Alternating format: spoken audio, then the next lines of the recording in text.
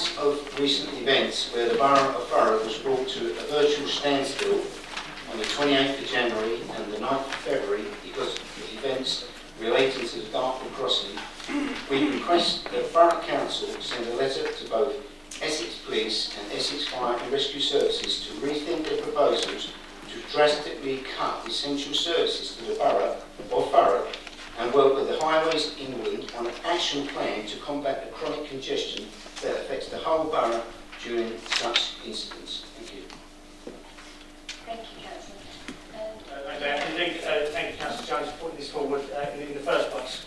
I feel the outcomes of either one will be a bit like we've just seen in the previous motion. Things will happen, and hopefully things will happen for the better. I didn't propose the amendment tonight to deny or cross over in any way the efficiency measures being proposed by the fire or the police service. The amendment is to differentiate the interpretation of the need for change for those two services and how they should be working with external partners to ensure they're able to implement the efficiencies they have proposed. So let's look at the incidents in questions. First, the diesel spill on the bridge in the morning that took nearly 20 hours to clear and repair. The second incident, high winds across the south-east causing the bridge to be closed. Would the reduction in services that have been proposed in these consultations make any difference to these incidences?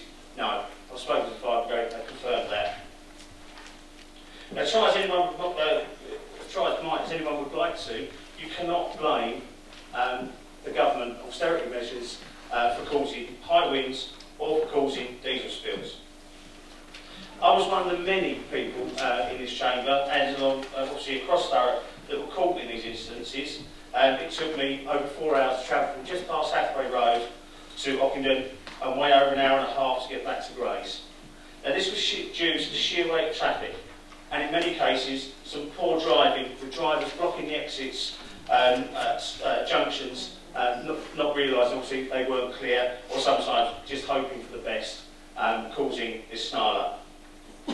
Now, it's these issues that need to be addressed, not the number of available emergency services to respond to a call.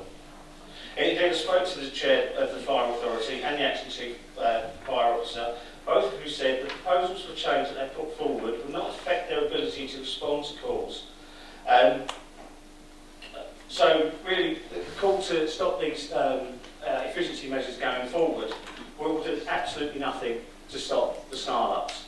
What needed to be done to stop the snarl-up is for the police, the fire service, Thurrock Council and indeed Highways England to get together to talk to make sure when it does happen it can be dealt with. Now, as I mentioned before, I don't like obviously voting in motions when it comes to something that's preempted. Indeed, at the last full council meeting we did that in relation to the Essex Fire and Rescue Service and their need to be more efficient following a 45% reduction in calls to them over the past 10 years, and indeed their proposals, as I understand, make a difference in response time of tens of seconds, not of lots of minutes. So I would ask this evening... Sorry, you're 3 minutes up again. I'm just about to sum up, and my apologies.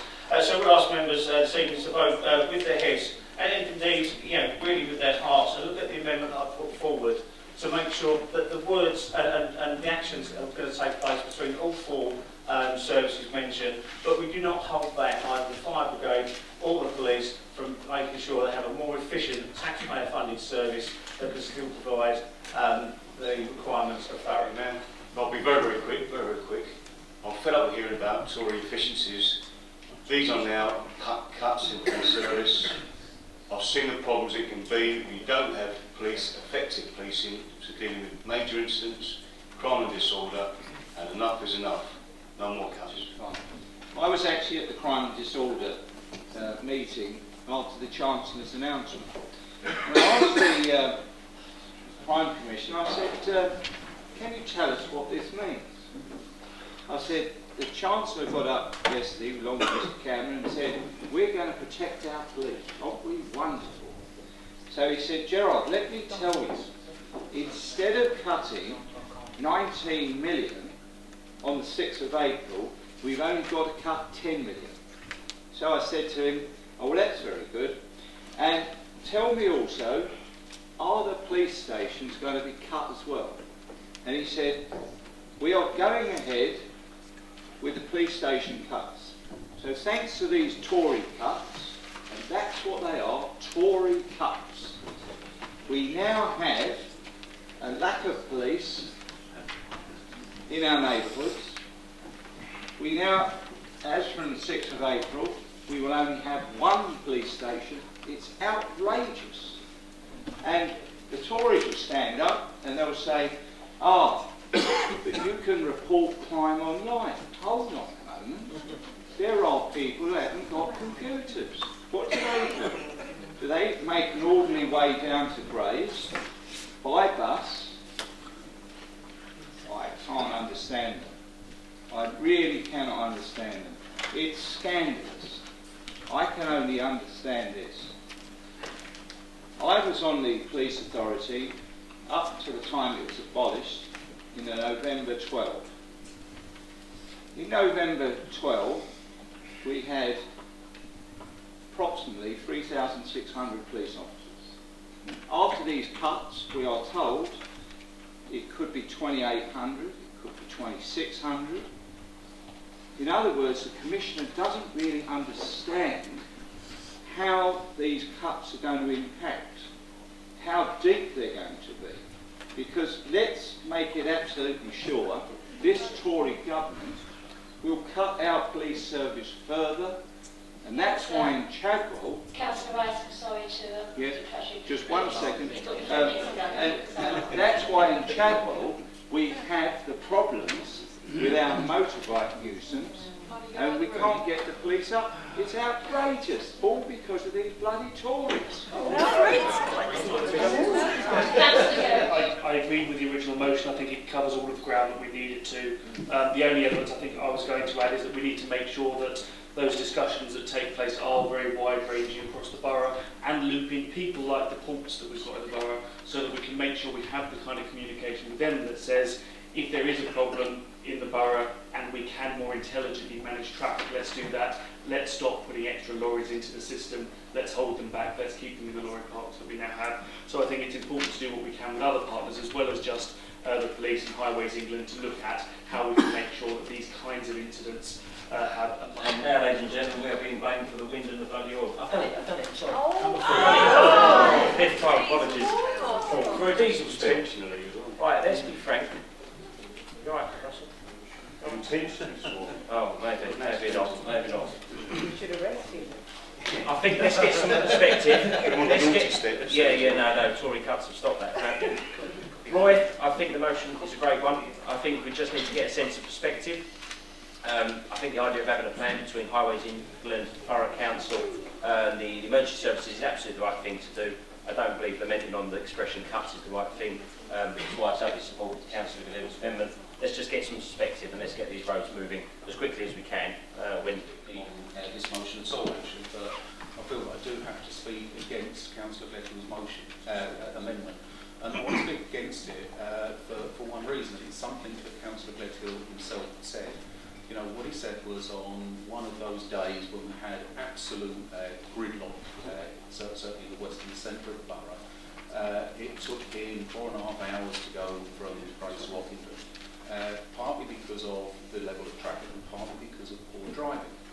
And he quite rightly said that there are too many people, when you get absolute gridlock like that, don't make sure they can get off around that before they get on, so they are blocking exits. But they go on those yellow hatched areas, which causes things to absolutely grind to a halt. And we all know that's the case. We all know that's the case. I have to say that the Chief Executive has met with the police at a high level following those two incidents to look at how we can put together a plan that will just get some police officers onto those key roundabouts in the west of the borough, those key junctions, and keep them flowing. The reason that I don't agree with the amendment is that you can't do that if you continue to cut the number of police that are available. It's a logical fallacy. You need the police available to do it. And that's why I'm voting against the amendment, and that's the only reason that I decided to speak to it. Councillor Holloway. Yeah, thank you, Madam Deputy motion by Councillor Jones. At the last meeting, this council chamber did make a principle stand that it would not support any further retraction of our emergency services by and large because of the unique status of the borough. Now nothing's changed. I think that we've been very responsible, we're all of us this evening, in prudently dealing with our finances, in having a look very carefully about what we can do with the budget we've got, but I would not sit here as a councillor and turn around and say that we should sacrifice the safety of people moving around the borough by any further cuts to our emergency services. And I think the wording is robust and reinforces the decision that was made at the last meeting. And I think everybody really, and it can be a play on words, and I understand that, but I think we have to turn around and say what is the best, safest thing for our borough. Basic health and safety, basic safety jurisprudence, and the policing of our borough for its residents in its unique circumstances. The wording of the original motion is about right, because this is the thing that I think all of us should not compromise on. No further comments. Councillor Ray. Thank you, Madam Deputy Mayor. I do have some experience of being involved in these gridlock situations. I mean, on the 9th, I left Basildon at 12:15, and finally ended up getting back home 8:15 that night. So that was quite an experience. And in the meantime, managed to meet up with two residents from Averley, two lady residents who were stranded at Chatham 100, and I managed to help them and chaperone them back on the long walk back from Chatham 100 to Averley, which was quite a windy and a dark night. But the main thing that I want to bring into perspective, and I will be voting for the amendment, is that we seem to be suffering on that particular night from pinch points. That's at roundabouts where selfish people are moving into yellow boxes, causing gridlock, causing the traffic to backflow, causing it to come down the A13 and causing chaos. Both sides, that's towards Basildon and coming back towards London. But the main thing I understand is that Brentwood suffers the same as far as police numbers are concerned, but they managed to be able to control those pinch points. So I think that's something that needs to be. Indigestion issues. You know, we all do. The way to save money is to be constructive with new ideas. Bring the police and fire authority together. It's entirely wrong in the 21st century. You've got two separate bodies, both paying for the back office function, building costs, so on. The cultural review into the police authority is an embarrassment to them and shows that change is needed.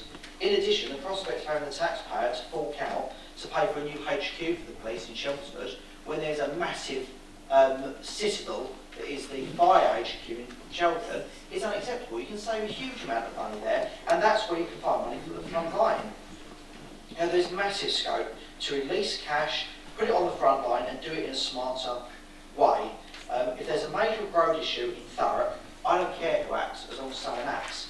But I would say that for those of us who were caught in those incidents, I was trying to get to Purpley, I was stuck on the Dane Holmes roundabout, and eventually I gave up and went back to Stanford. No amount of policing would ever fix that. You would need an army to be able to try and deal with each and every street. No level of resources would fix that in that way. I do agree action is required, and that's why I'd like to hear what the experts have to say. You know, I can't support a motion where it's just like the last one. Ask to reverse cuts. How much will that cost? Where's it going to come from? What do we need to do? What other things we need to cut to do it? Where's the business plan? We need to actually bring new ideas to the fore. We're arguing to bring the police and fire authority together because that is how we think we are going to release real cash to the front line. You know, I am sympathetic to the motion because gridlock is a serious issue in Thurrock, and I do listen to Councillor Jones very carefully when he speaks because I have a great deal of time and a great deal of respect for Councillor Jones. But I don't think this motion is really calling for anything other than a statement of facts. And just, I mean, obviously Councillor Rice's assault on, you know, he got to the Chancellor and to police stations, that I don't think you used the word congestion once. So, we know what the object exercise is there for you. So I will support the amendment, but it is a state of ridiculousness that we're just demanding money for something we don't have a business case for. I know that UKIP councils in some areas, UKIP council in some area of the country suggested that legalising gay marriage was going to cause floods. You can't really suggest that the Conservatives are now causing high wind. It's ridiculous. Perhaps it's a natural progression of human policy. The Tories clearly don't see anything that requires services to be withdrawn as any kind of cut. It's always an efficiency. But those people that look at it a slightly different way call it a cut. I mean, you can argue the semantics of it. It's a cut. It is a cut. It's straightforward. We don't want to lose more police. We don't want to lose more fire services. We were never saying that it was the wind that was caused by a lack of police or a lack of the fire service or anything else. It's what happens when we do get gridlocked and we are inundated with coma sites in this borough. Heaven forbid that there should be an incident at one of those coma sites when we are gridlocked like we were a few weeks back. Then what to do? Now, and we've potentially got a new crossing coming, which we're all fighting against. But if it comes in, we'll have another crossing, more traffic, more potential for more things to go wrong. So all we're saying is, no, let's stop it right now. Let's have a review, write to them, get a response, get them to work together. I don't see that's a problem. I don't see any issue why we should change the motion whatsoever. So I'll be voting for the original motion. Thank you. Councillor Gerson, could you sum up extremely briefly, please? I'll try to use my time, as Councillor Kent said earlier, as a ceiling. Sorry, not as a ceiling, but as floor. Sorry, it's such a long night. I'm going to answer Councillor John Kent's statement. Address it, I should say. Who's going to pay for this extra police, John? I'll tell you who's going to pay for it, the taxpayer. Who's going to pay for the keeping up the fire service? I'll give you another clue, it's the taxpayer. Both these services have come to us. They've come to us and say we need to change. So why are we not listening to these experts and allowing them to change? This motion really is something to do with common sense. It's about getting those people who need to be around the table to talk. Throwing in the cuts or efficiencies or whatever Councillor Snell likes to call them really is somewhat disingenuous. We really need to be talking about the output on this, not the reasons why. Now, I'm going to address what Councillor Snell also said about what happens if there's an incident during one of these gridlocks. The chair of the fire authority said, Rob, what do you think would happen when 19 tonnes of blue flashing light comes screaming down the road trying to get to a fire? You'll find most people will get out of the way, gridlocked or not. And surprisingly enough, 4 hours of traffic, I saw a police car do that, they did it quite well. I know Councillor Cherry, I know Councillor Rose, as I've been in a police vehicle with blue lights on, gridlocks, you get there, boy do you get there fast. So let's be a little bit honest and open about this. Let's just vote for the amendment, make sure everyone's around the table, and allow these publicly funded services to become more efficient with taxpayers' money so they can survive in 2016 and the future with the traffic of 2016 and the future. Thank you. Councillor Jones, you to sum up as the close of the original motion. Thank you, Deputy Madam Mayor. Like many councillors in this chamber tonight, I am passionate about the borough of Thurrock. That's why I keep beating the drum that this borough should be viewed and considered as a special area, a special case, and ask again that in view of the regular traffic issues that this borough has to deal with, that this is another reason that we should ask Essex Police and Essex Fire Services to rethink their proposals to cut services to this borough. I can't think of any other area in Essex that comes to a complete standstill or a virtual car park as Thurrock does when we have bad weather or there is an incident on the bridge or the M25. This is just not acceptable in this day and age to expect people to sit in traffic queues for hours on end with little or no information as to what is happening or how long it might be before traffic starts to move again. On the 28th of January, the 9th of February, the 11th of February, traffic was extremely severe in Thurrock again. And I say again, Deputy Mayor, because As we all know in this chamber, this is a regular occurrence in this borough. And what is done to address these issues? Absolutely nothing. We've been enduring this for years and years and years in Thurrock, and it's just, we've been left to get on with it. I had reports of families stranded in their cars. Some had to make emergency arrangements to have their children collected from schools. Taxi drivers stranded, some with children in trying to take them home. Families shopping at Lakeside stranded. People at work in a borough stranded. Lorry drivers stranded. People were in need of toilet and refreshment facilities. Where were the emergency services in helping these stranded people out? Where were the police or highways agencies in supplying information or working out routes to alleviate these issues? They were probably stuck in the same traffic jams. This is why emergency services should have a presence in all parts of Thurrock, not just based in Grays as with the police. And yes, Councillor Holden, they should consider sharing premises. I've got no objection to that whatsoever. If there was a major incident, how would the police or any emergency services be expected to travel from one side of the borough to the other? I bet if these type of traffic problems happened in Chelmsford on a regular basis, something would have been done years ago. And Madam Deputy Mayor, let's all not be fooled into thinking that another river crossing in Thurrock will alleviate these traffic issues, because any of the routes that have been proposed would have just added to the chronic congestion, with outlets at Chapel St Mary, the UKIP, the 127 and the M25. I call it the square grid. That would have been clogged up. I fully understand the financial pressures that the police and fire service are under, and I know and I respect that in today's world efficiencies have to be made, but here in Thurrock these services are needed. This is not just a case of we want. These services are needed.